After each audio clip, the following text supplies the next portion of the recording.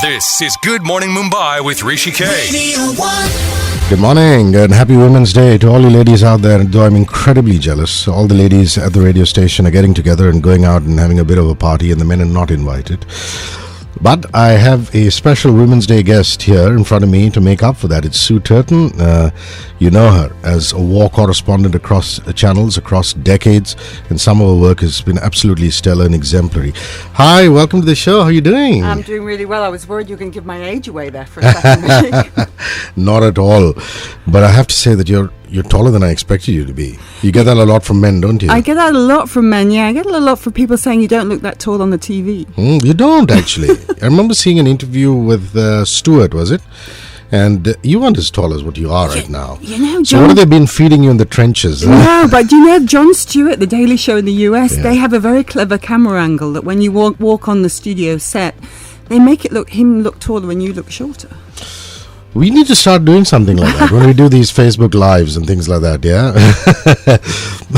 Well, I imagine that it's almost as though you have a death wish, picking the kind of career that you do. Did Mama and Papa approve, or did you not just ask them when you decided to get this as a career? I think it's fair to say Mama and Papa never approve of anybody going into conflict, do they? For any kind of occupation. But yeah, I mean, you know what? They just didn't have a lot of choice with me.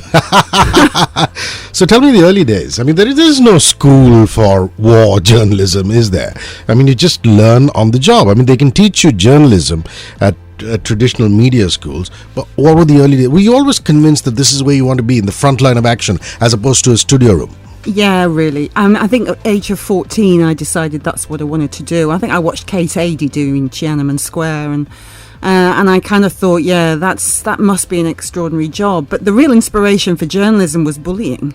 You know, I just had this real heartfelt feeling that I wanted to stop people being treated really badly, and whether that's, you know, on a sort of personal level, or that's on a national or even an international level. And that's at the heart of really good journalism, is trying to stop anybody abusing somebody, and if they are being treated badly, making a lot of noise about it. You've been shot at by the ISIS, you've been shot at by the Taliban, you've been shot at by Gaddafi's army. I like to give everybody a chance, you know.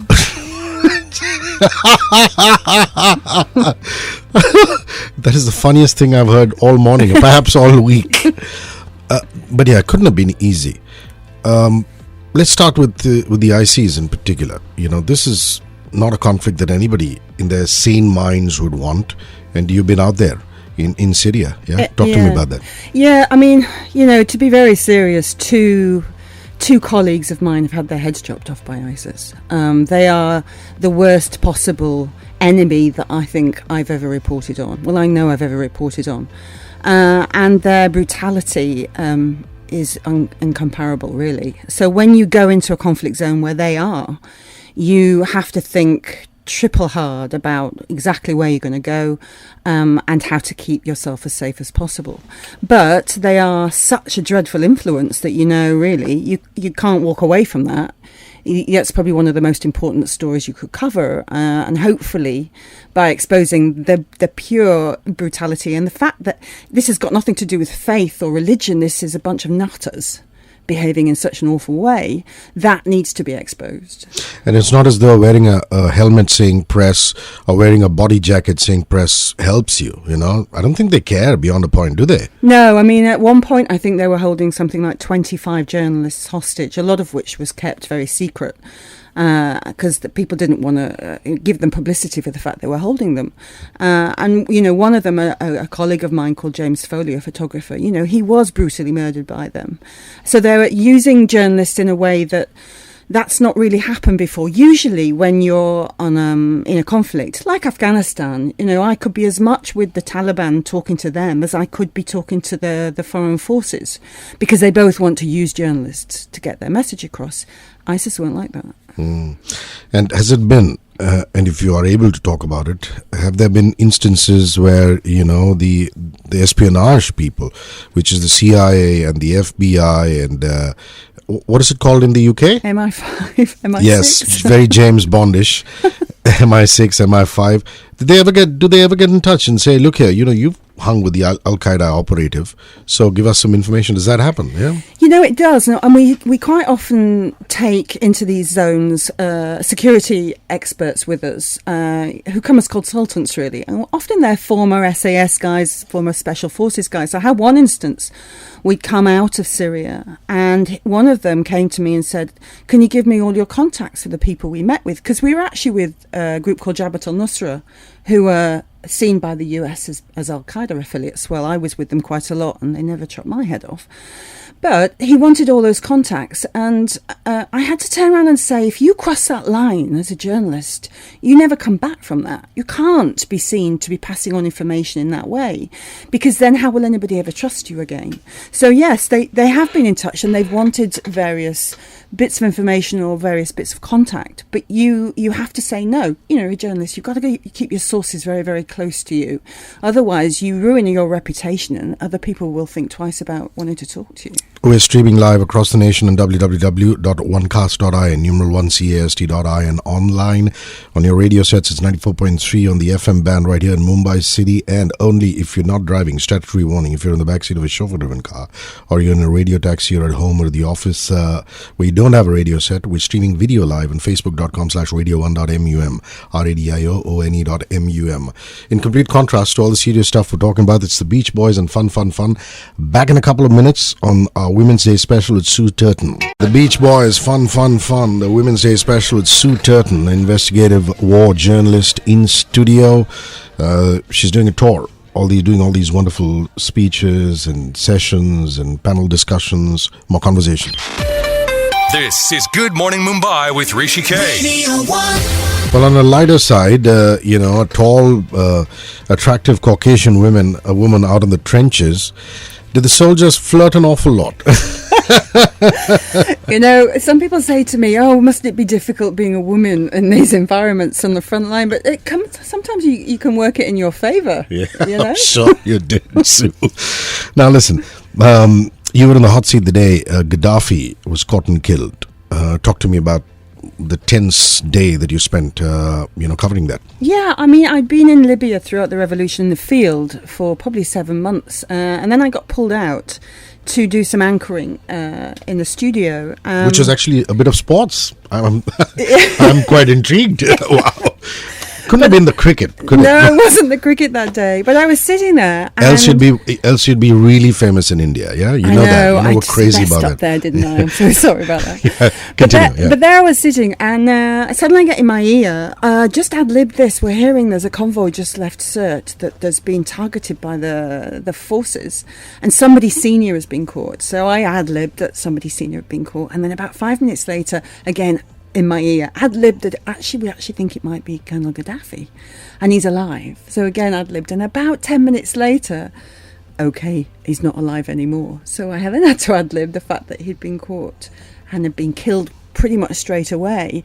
And then the glory was that at the time we had correspondents all over. We had one in Sirte, one in Tripoli, one in Benghazi, and we had a studio guest as well who was an expert in that particular area. And we went what we call open-ended. I'm sure you understand that, where you just don't have any structure. You just have to bounce around people around the world discussing what's happened and what this meant to, obviously, the revolution, the whole of Libya, the whole of North Africa, and the impact that this was going to have on the Libyans. It was a huge day. And you went undercover to expose some corruption right here in India. I did. Well done. As long as it's not our corruption. No, quite. It's actually British data theft. Yeah. This was some time. This was over a decade ago. But yeah, there was a story that we chased up. This was for Channel 4 in the UK. And I came here posing as a millionaire businesswoman who wanted to set her own call centre up. And then we went round to various cities and met some guys who were playing dirty with the information. They were stealing it on thumb drives, taking out the back door. I'm sure all of that has been stamped out now. But they were selling this financial data, and anybody could have bought it. The criminal element could have bought it, what they called leads. And we did an expose on it. And actually, I think some of the main guys ended up in court. So what did you dress up as? What is your disguise? Well, you know, this is the dreadful thing that I turned up on British Airways. They lost my suitcase, and I'd come with all these glamorous, wonderful, you know, very expensive suits. And I had for the first 5 days to take the same suit that I travelled in and have it dry cleaned every night. It was a bit of a disaster. And you did a series of films into fake voting cards in the Afghan elections, and that obviously ruffled a few feathers. And, reports on Ukrainian security officials dragging injured activists out. Talk us through that one. Yeah, that one was pretty grim. I mean, covering the Ukrainian revolution in the middle of winter, it was like minus 25 with the wind chill. It was so cold at night. And the security forces were taking activists and journalists, and they weren't actually murdering them. They were just taking them and dumping them in forests. And then they were trying to, get out of the forest before they froze to death. And some of them did freeze to death. And we were trying to talk to these journalists, but their security had them kind of in lockdown in a hospital. So I had to dress up as a surgeon and pretend to go in ready to, perform some operation or other. And then snuck into the guy's room and did an interview on an iPhone, which worked perfectly. Sometimes we carry all this expensive kit around, but an iPhone works just as well. You should be endorsing them. Yes, I should. Maybe I get a free one. Yeah. That's not. But on the lighter side, there's been some pizza deliveries in the Libyan front lines. That was one report I did that's been mentioned so many times. The Libyan revolutionaries refused to let the media go to the front for a little while because they weren't getting the media coverage that they wanted. Hey, that's what happens with the press. And so we thought we've got to think of a clever way of getting to the front to still see what's happening with the fighting. And we found this guy that had set up this kind of this sort of long pizza production line just not far from the front line. And so we did this story about him, and I said, could I go on the delivery truck? So he put us in the back of the Toyota Jeep, and then off we went. And the pizza was still quite hot when it got to the front. The incredible life and times of Sue Turton. We're streaming live audio online, www.onecast.in, numeral1cast.in across the nation, 94.3 on the FM sets, on your radio sets. And only if you're not driving, then you can catch video on facebook.com/HRISHIKAY. That's HRISHIKAY on Facebook. Bob Seger, Shakedown, back with the incredible Sue Turton in a couple of minutes. What takes me back a long time, Eddie Murphy in the Beverly Hills Cop 2 original motion picture soundtrack, Shakedown. Some classics and retro coming your way. Sue Turton, the war correspondent, journalist, is in studio, and I'm really having a wonderful time talking to her. Now, we're streaming live video on Periscope and Twitter at HRISHIKAY. We've tagged Sue, and in case you want Sue to speak, and she is a public speaker, and come to a session for your office or for your organization, then I've also tagged Speaking Minds, and you can get in touch with them on Twitter, and we'll also by and by give you the website and where to get in touch. More conversation on this Women's Day special. This is Good Morning Mumbai with Hrishikesh. So, Madame, you are wanted in Egypt. Now, that is a grave story. I wondered if you might mention that. I wondered if you might mention that. And I have. So, what really happened in Egypt?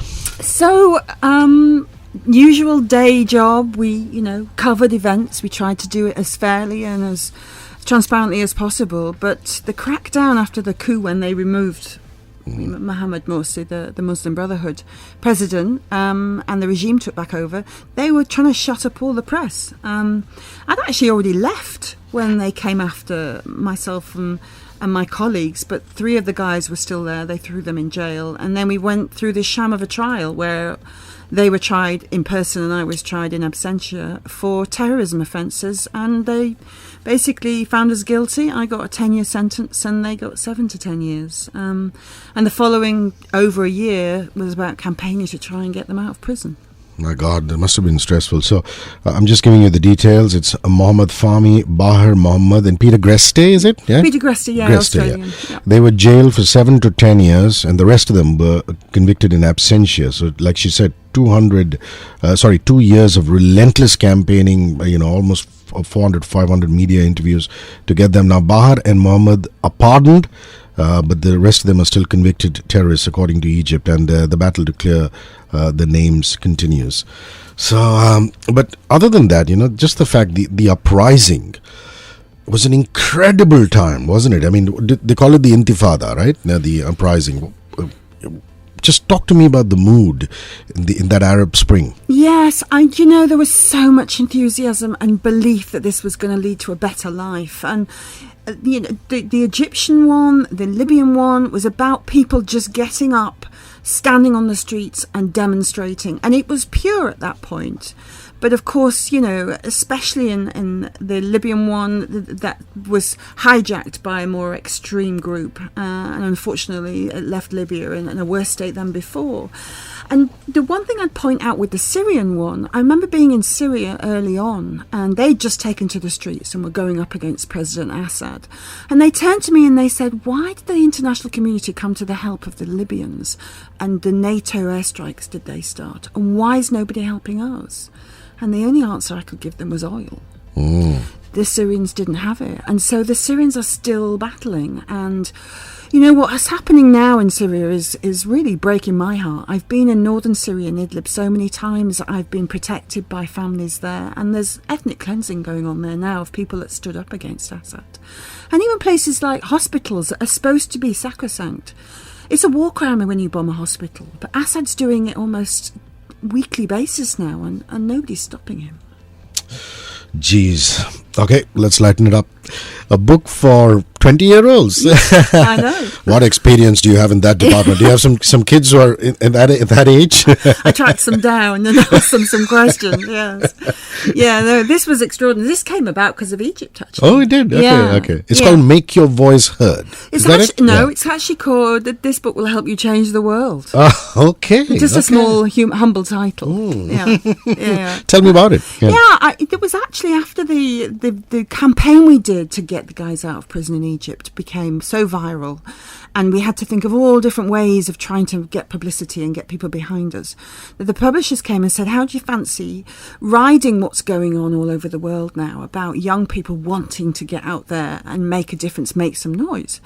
So I wrote this book that the first half of it is how the system works now, or doesn't work in many instances. And the second half is kind of a toolkit for if you want to make some noise, if you want to set up a campaign or a march or a petition, or just want to know how to properly debate. One of my big bugbears is that people that don't go to very posh schools don't learn how to public speak and how to debate.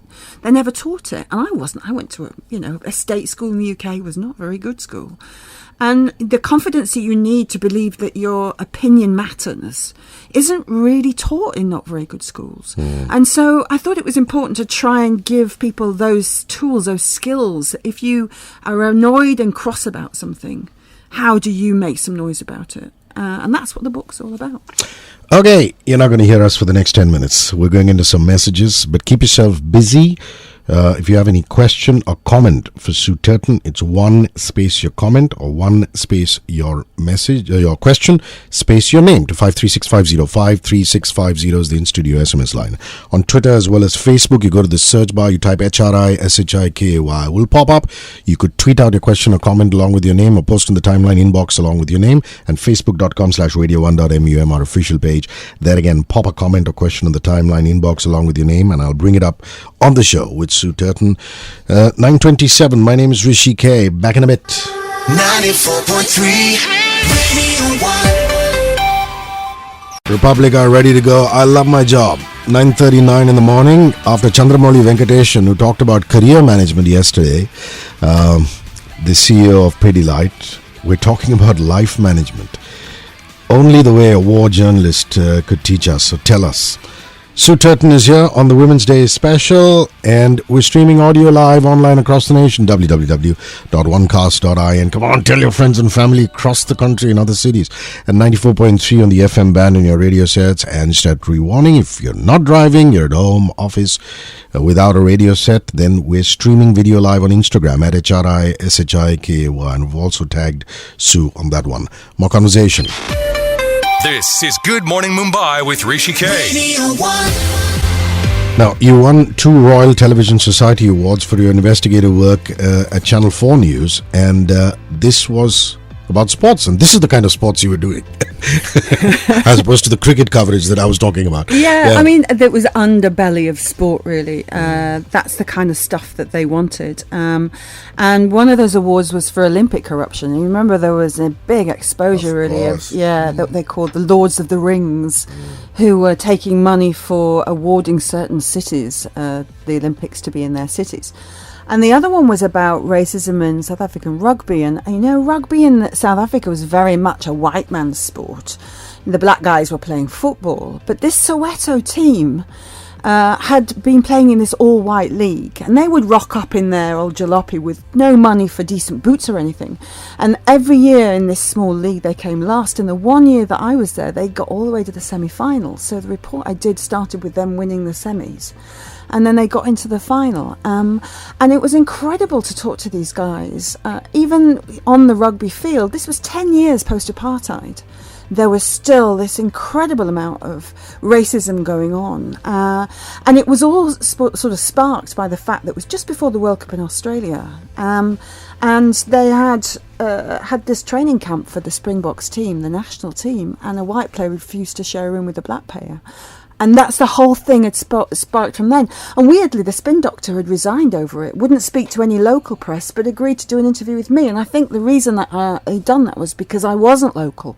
I didn't come with all this baggage of being in the local media. I was a foreign journalist. And so we did this whole kind of expose on what on earth was going on in South African rugby at the time. Goodness me. Listen, all you people, if you'd like Sue to come and speak to you, your society, your company, your organization, she is available for talks. Yeah, and she loves India, yeah, I imagine. I do, indeed. Yeah, I've been invited here by Speaking Minds. So how can one get in touch? Yeah, just Speaking Minds is my speaking agency, speakingminds.com. That's how you can get in touch with them. Or if you want to get in touch with me to come and talk, whether it's a corporate event or just come and talk to a group of you, info at Speaking Minds is the way to get speakingminds.com and info at speakingminds.com. I don't know if you ever go to journalism school and, get called to do these lectures on how to plan covering a war. There's some interesting things on your website which I was just going through, some pointers. If there are some young journalists who are listening to this, and I'm sure they are, what are those pointers that they should keep in mind? I mean, if you're wanting to cover conflict, the most difficult thing is the one saying that everybody says, that the first casualty of war is the truth. It's very difficult to go into a war zone and try to get a cross-section of what's going on. You generally go in with one side or the other. So I think one of the most important things for a journalist is when you go in with somebody is to always really question what they're telling you. And when you do your report, to try and put that question in your report. But the basic thing I suppose to remember is how to stay alive, because you are in an environment that is incredibly dangerous, obviously, but there are limits to that danger. Some of the conflicts I've covered, they're almost like a theatre of war, that you'll be in a relatively safe place overnight and then you'll go and approach that front line, and it's up to you how close to the front line you want to get. Somewhere like Syria is different. You get smuggled across a border, you carry everything you're going to need for 10 days on your back, including your flak jacket and your kit and everything else, and you are at risk for the minute you cross that border to the minute you get out again. And it's very difficult to prepare for that. They call it your first rodeo when you first go in, and often it's the people you think are going to cope with it that find it very, very difficult, and the ones that that you don't think will cope with it. And it's interesting to mention, being International Women's Day, that people might think, oh, the big burly guy will be the one that can deal with it. But often, maybe a woman has had bullying in her life, she's been afraid in her life, she's had to find courage from within. And it's those people who cope better because they're used to having to deal with fear. And it's the guys that never had any fear that turn into gibbering wrecks sometimes. I have to say, I'm awfully impressed by you, Sue Turton. And then you Bruno Mars, Cardi B, and appropriately so. It's a song called Finesse. So she's all finesse on the mic. And we're going to have more conversation with her right after this in a couple of minutes. Don't go anywhere. 9:45, I'm Hrishikesh. Bruno Mars won big at the Grammys this year, dripping in finesse. Sue Turton on my Women's Day special.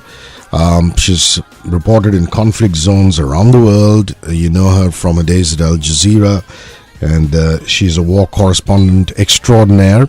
In studio with me, talking about her life and times. More chat.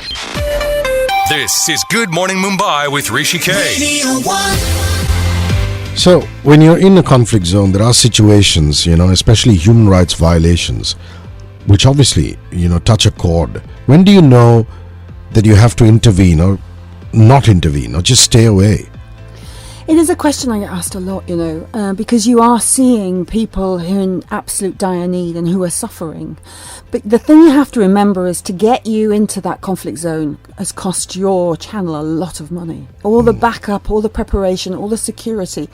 So you're not actually there as an NGO, as a health worker, as somebody to try and help. You're there to try and tell the story.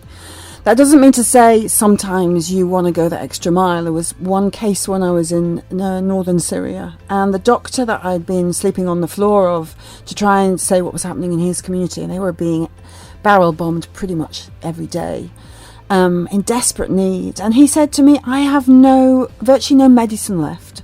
I have no children's medicine at all, and we have no baby formula. And some of the women are feeding their babies cow's milk, and they're getting incredibly sick. So when I came out, we put on the website the doctor's note that he'd written, and we got an avalanche of response. And it ended up one of my friends taking 2 big truckloads of medicine and of baby formula all the way to the Turkish border, taking 3 weeks to persuade the Turks to let it through, and then eventually getting it all the way to the community. And they now call me their fairy godmother there. That was a drop in the ocean. But sometimes you feel you have to step over the journalism and go, I need to try and do something about this. Pooja Punjabi says, what a brave woman, much respect. Completely, exactly what I was thinking about. Yeah, and you've taken the words out of me. So there have been occasions when you've almost gotten killed. Would you share with us, if it's not too much of trouble, going back to that place, would you share with us one such occasion, a couple? Yes, I mean, I've been in situations where there's obviously been shelling and firing, and there's been times in the Libyan front line where, we were meters away from whole areas that exploded in front of our eyes, and people were killed in front of us, and we just miraculously escaped. But one of the most fearful times I think I remember is on the border with Syria and Iraq up the Sinjar Mountains. And we'd been taken up there by the Yazidi commander on a helicopter, who just said, come up for a couple of hours, I want to show you how desperate things are. And we got up there and he took me back kind of down the mountain to the front line with ISIS. And he showed me where the suicide bomber had come just that afternoon and where many of his soldiers had been killed. And then when we got all our footage, I said, we need to get back to the helicopter. And he then said, oh, there's no helicopter today. I was like, oh, stupidly, we hadn't brought any stuff with us to sleep. And it was snowing and it was cold. So they gave us a place to sleep. And then the next morning we got up and said, okay, we need to get back up the mountain. And he said, hang on, just see if we can get some petrol. Obviously supplies were low. And then ISIS started shelling where we were. And one landed 50 metres one side, one shell landed 50 metres another side. And my security expert said, right, we're going to have to go on foot. So we put on our flak jackets. So we've ran, basically, from the back of where we were with the commander, and they were shelling us as we were running. They obviously could still see us. We managed to get all the way out of the shelling zone, and then we had 6 kilometres to climb up the mountain. It took us forever, as you can imagine. We got to the top, almost kissing the tarmac. Thank God we'd made it. And then the Peshmerga fighters who were up there said, no helicopter. So they put us in a tent with RPGs and Kalashnikovs and all sorts of their ammunition. But then they confided a couple of days later, because there's still no helicopter, that they were running out of ammunition and ISIS was pushing up the mountain. They were actually using bulldozers to create new roads. And the Peshmerga couldn't fight them off. And the Peshmerga commander came into our tent and said, we're running out of ammunition. And at that point, we looked at each other and went, do we really want to be captured by ISIS? Do we want to become that person in an orange jumpsuit and have publicly on video your head chopped off? And we had a very sobering conversation that if it got to that extent, did we want to live? And we made the decision that no, we would actually be prepared to shoot each other, which is a conversation I never thought in my life I would have. And I hope I never have to have again. I pray you don't. Okay, Muthuram says, a great guest today. Even the so-called mainline media don't get such people onto their shows or carry interviews in their papers. hats off, and he's put a hat in there. Oh, Sweet. sweet. Well, yeah, we have to thank Nicola and Speaking Minds for having introduced us. And you guys, if you want to get Sue on as a speaker for your society, for your company, and for groups of people, then the website again, one last time. Yeah, the website is speakingminds.com, and for me, info@speakingminds.com. International Women's Day, and you just kicked it off in such fine fashion. Thank you very much for coming by. It's been Cheers. an absolute pleasure. Thank you. Messages and back. 94.3 Radio